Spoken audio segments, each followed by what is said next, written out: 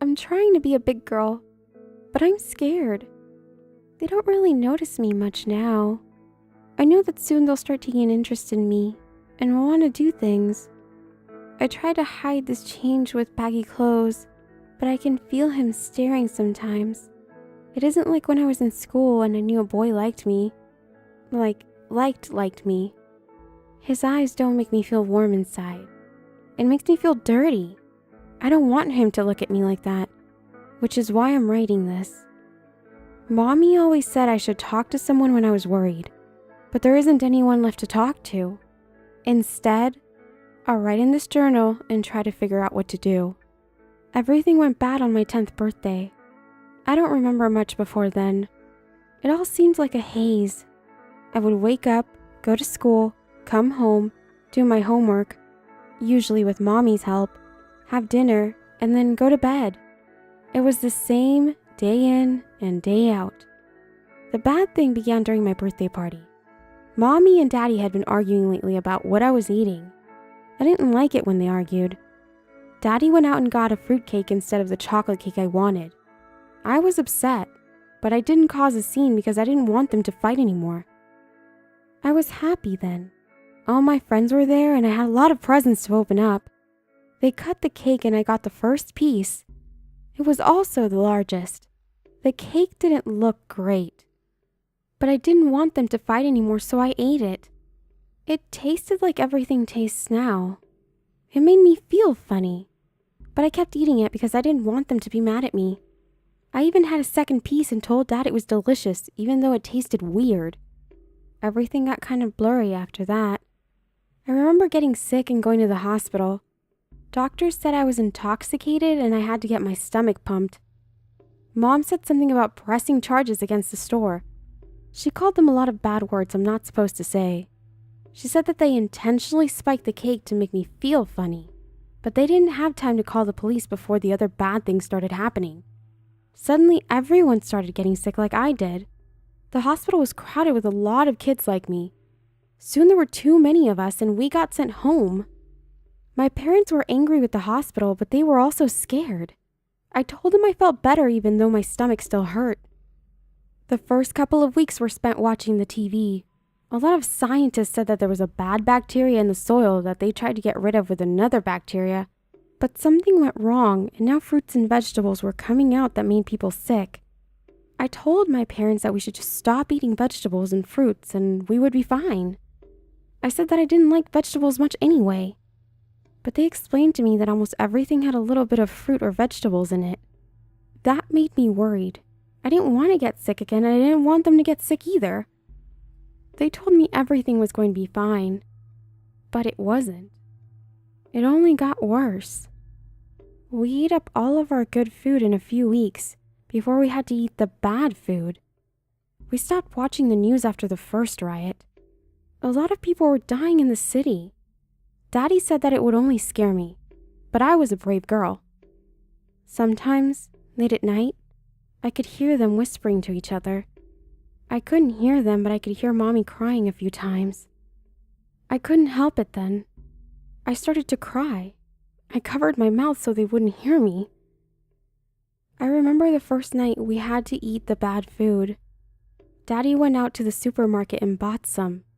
Mommy was mad, but he said that it was necessary. She finally tried cooking it.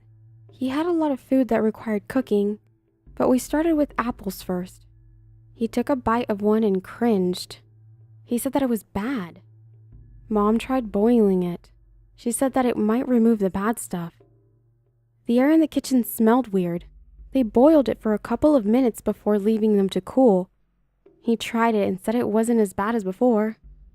We sat down at the dinner table to eat. The food was mushy and tasted bad.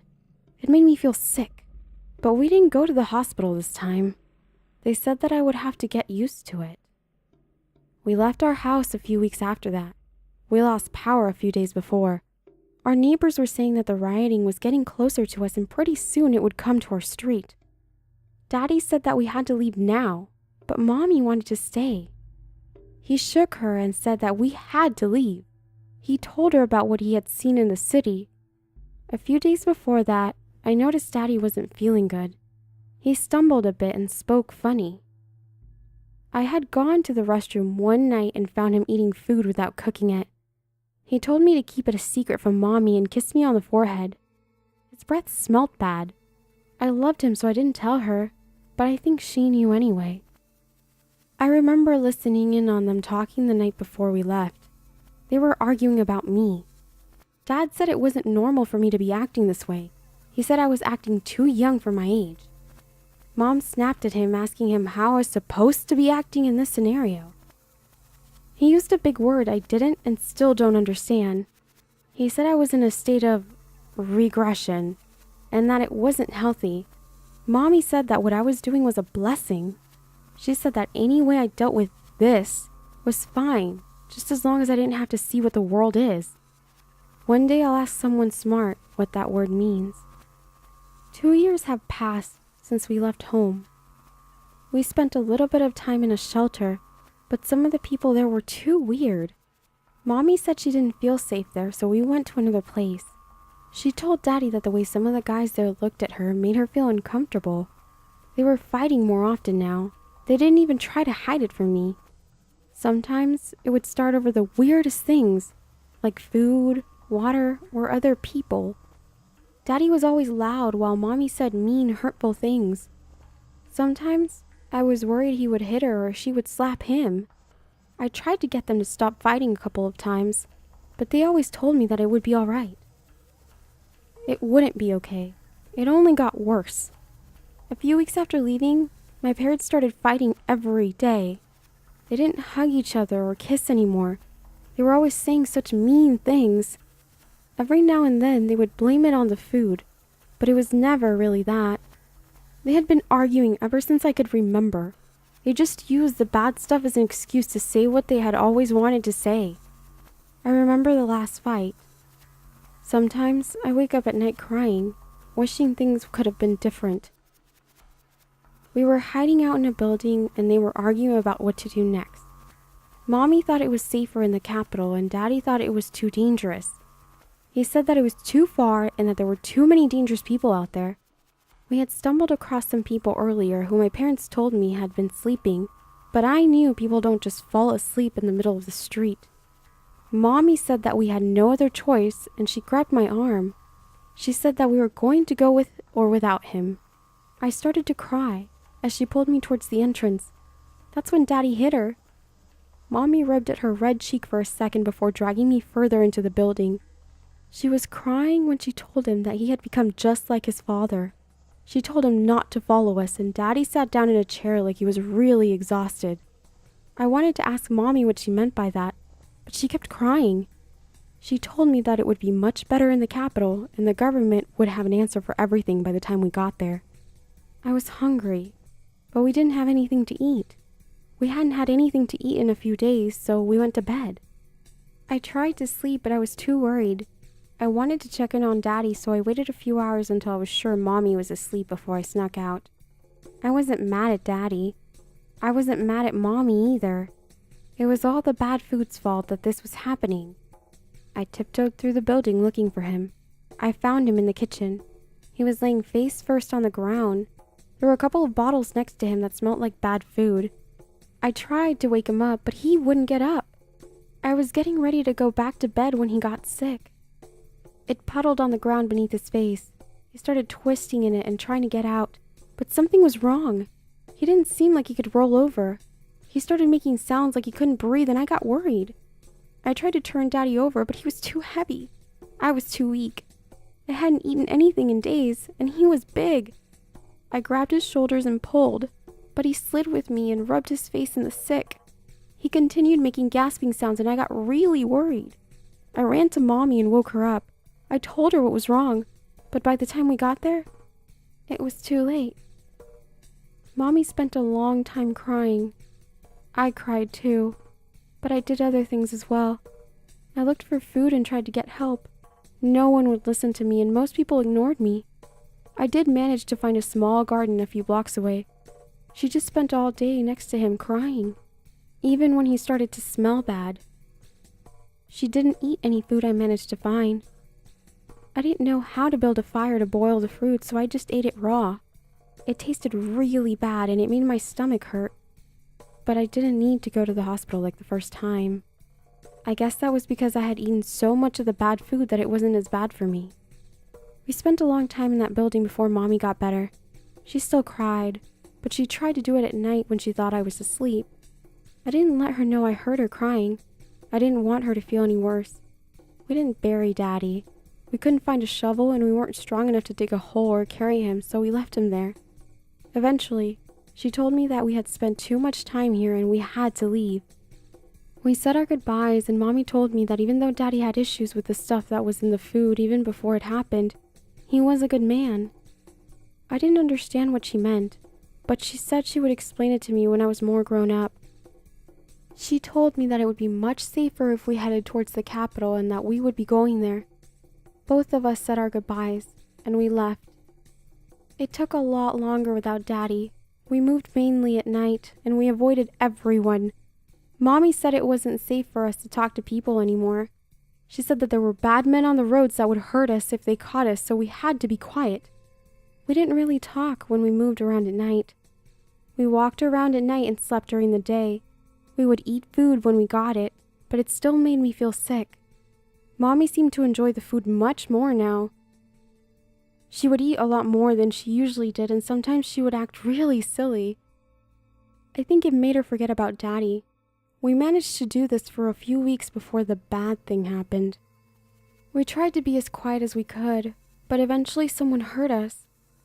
We tried to run, but he chased us into a department store. He was a big man and he didn't have any hair on his head. His belly was round and it looked like he was pregnant. His face was red and he was panting heavily when he caught me. He pulled me towards him as my mom began to beg and plead. He said that he wasn't interested in me and wanted her. He told her to come to him and he would let me go. She started to cry and begged him not to hurt me. He pinched my cheek hard and shouted at her. The man smelled like sweat and vomit and I was very frightened. Mom moved over to him and he let me go. I ran a few feet away before turning around. I didn't want to leave her alone. I was afraid that he was going to hurt her. I had left Daddy alone and he died. I didn't want her to get hurt too. She was all I had left. She told me to run, but I couldn't. I could only watch as he pulled at her clothes. He tore them and I could see her start crying. He tried to kiss her, but she turned her face away from him. He slid his hands down her body and into her jeans. She slapped him and told him not to do that in front of me, but he wouldn't stop. He unbuckled his pants and that was when Mommy scratched him in the face.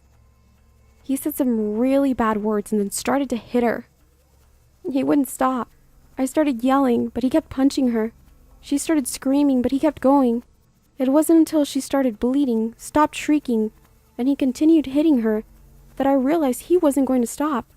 I ran away, knowing that that would be the last time I saw her. I wandered around for a while. I did what Mommy and Daddy taught me. I only traveled at night, and I slept during the day. I kept moving in the direction that we were heading in and did my best to avoid everyone. I cried myself to sleep at night, wondering if it would be better to die and be with them than to survive and live without them. In the end, I kept moving. I knew that they would be mad at me if I just gave up, so I continued going. I managed to live on my own for a few weeks before they caught me. There were too many of them to hide from, and they decided to search the place where I was hiding. I tried to hide in a supply closet, but they found me. I was going to fight my way out of there until I saw who it was that had discovered me. It was a 10-year-old boy. I could have easily knocked him out of my way, but seeing him made me realize something about the group. If they were traveling with a child, then they couldn't be bad people. Bad people don't care for children. They just hurt people and make them sad. The boy alerted the others and they crowded around me. I was very nervous and my stomach felt upset. There were 10 or so people with 2 children, a boy and a girl. They asked me a bunch of questions that I tried to answer. They asked where I was from. I told them I was from a suburb. They wanted to know what I was doing. I answered that I was heading for the capital. They asked me where my family was. I told them they were dead. They didn't ask me any more questions after that. They gave me an orange they had taken from a supermarket. It tasted like all the other food. I couldn't even taste what it was like originally, and I could only taste the stuff that made me sick. An older man watched me eat it. He waited until I was done eating to tell me that Washington was dangerous. He said that they had come from there and they were looking for somewhere safe. He asked me if I wanted to join them. I agreed to go with them. As we traveled, sometimes I heard them talking about me when they thought I wasn't listening. They said that there was something wrong with me mentally, that I shouldn't be acting this way. I ignored them. Daddy said the same thing, and hearing it again makes me sad. It reminds me of him. It reminds me of Mommy, too. Our group was large enough that I actually felt safe walking the streets with them. There were too many of us for the bad men to try and hurt us. I felt safe standing next to the boy and the girl, even though I made them uncomfortable. I felt secure until we discovered the commune. The commune looked great at first. It provided for the people in the group and only asked that we each carried our own weight. We would go scavenging for supplies, materials, and medicine, and they would make sure we had a home. We were in an old hotel with a garden on the roof. They put me to picking green beans from their garden. It was boring work, but it kept me busy. I typically worked alone while the others went out looking for stuff. One of the people from the commune named Humbert would stop by every now and then to see how I was doing and to give me a drink or some food. He was nice. I don't like him anymore. A few weeks into our stay at the commune, Humbert said he had something to give me. He took me into a room and said that he thought I looked pretty. I smiled at him, but the way he said it made me uncomfortable. He said other things, but I didn't understand what he meant. When I told him that, he said that he would show me. It wasn't until he pressed himself against me that I realized what he was doing. He wanted to do that thing that man did to Mommy. I panicked. I shoved him into the table and I ran out of the room. Humbert didn't chase after me. At first I thought I was going to be in trouble for pushing him, but as the days passed, I realized that he hadn't told anyone. I thought that maybe he wasn't interested in me anymore, but I kept catching him looking at me in the dining hall. The way he looks at me now makes me feel dirty. I try to wear baggy clothes to hide what I'm growing into, but he keeps looking at me. I know now that he's just waiting for another opportunity to get me alone, and that makes me scared. I have two choices now. I can accept what is coming and let Humbert take me into one of those rooms, or I can run away. I don't want to fight it like Mommy did and end up like her. I'm scared he's going to hurt me like that man hurt Mommy. I'm sure she's with Daddy now. I don't want to die, but I'm afraid to be alone. The other people that I joined with seem happy here. The boy and girl are always running around and playing. Everyone is too happy to leave. I don't know if I can make it on my own. I can run, but there's a chance I could run into a bad man on the street. I thought that writing in this journal would help me decide what to do, but it hasn't. It's only made me more confused. I don't want to grow up. I don't want men to look at me this way. Humbert keeps looking at me and I know what he wants to do. I can run away, but I don't know if I can survive out there if Mommy and Daddy couldn't. I'm scared to stay and I'm scared to leave. I don't know what to do. I wish Mommy and Daddy weren't dead. I wish I was back in my old house with my old friends. I wish that the bad food didn't get made. I don't want any of this. I'm scared.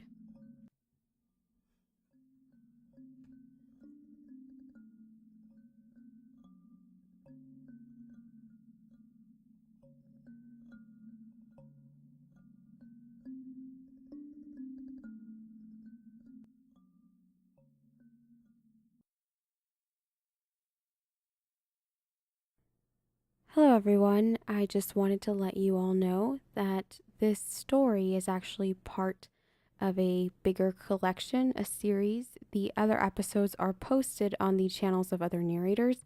I will go ahead and link them below and also try to include the other channels and their videos in the end screen. So hopefully that works, but please go ahead and check out the other channels so that you may get a full picture of what is going on in this drunk tank.